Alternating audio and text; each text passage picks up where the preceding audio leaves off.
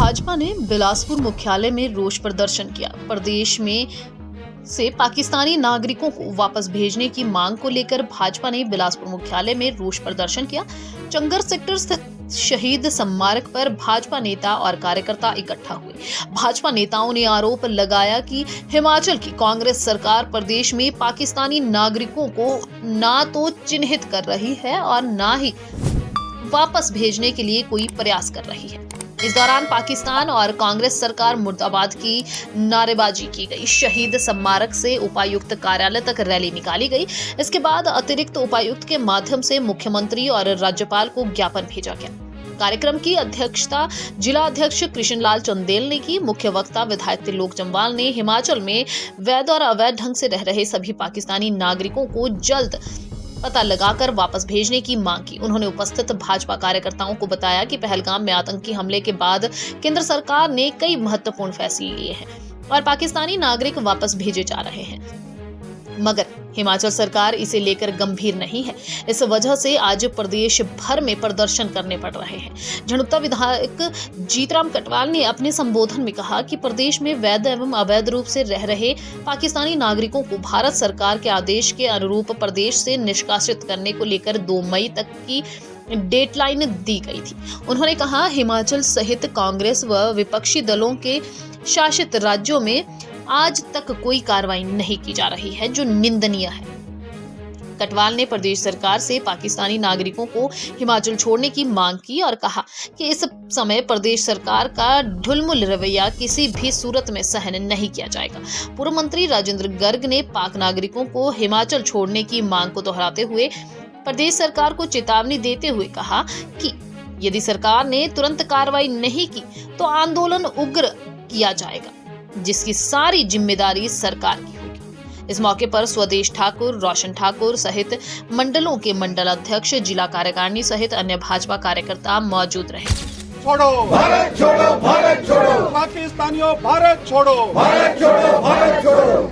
आज के इस धरना प्रदर्शन के कार्यक्रम में दर्शन के माध्यम से, डिप्टी कमिश्नर के महोदय के माध्यम से प्रदेश की इस सोई हुई सरकार को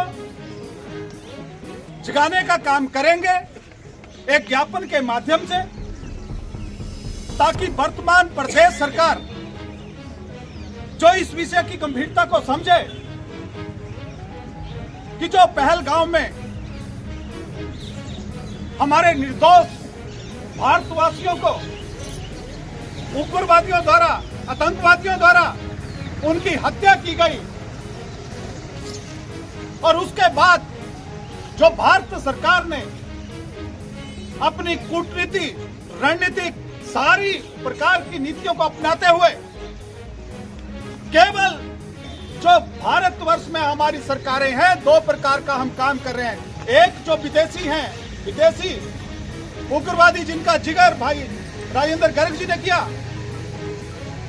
उनको निपटने का काम हमारी सेना बखूबी से कर रही है। हमारे प्रधानमंत्री जी, हमारे होम मिनिस्टर जी बखूबी से कर रहे हैं कि तुरंत हिमाचल प्रदेश में जो भी पाकिस्तान का व्यक्ति है उसको तुरंत पाकिस्तान भेजा जाए, उसका वीजा तुरंत सस्पेंड करके, क्या तो अगर वो 7 दिन के अंदर जाता है तो ठीक, नहीं जाता है तो उसको आइडेंटिफाई करके जेल की सलाखों के पीछे डाला जाए।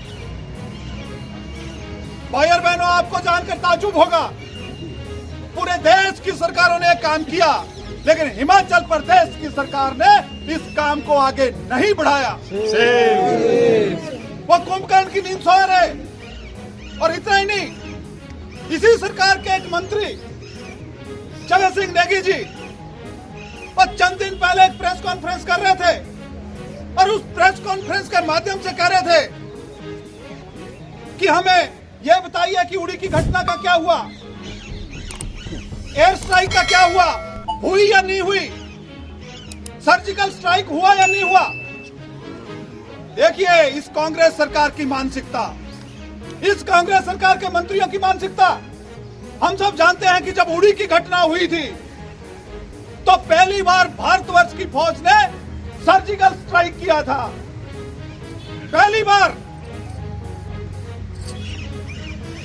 जब पुलवामा की घटना हुई तो हमारी सेना ने एयर स्ट्राइक किया था, दुनिया उसकी गवाह है। लेकिन हमारे हिमाचल के मंत्री और कांग्रेस पार्टी के केंद्र के कुछ नेता आज भी उस एयर स्ट्राइक के सबूत मान रहे हैं।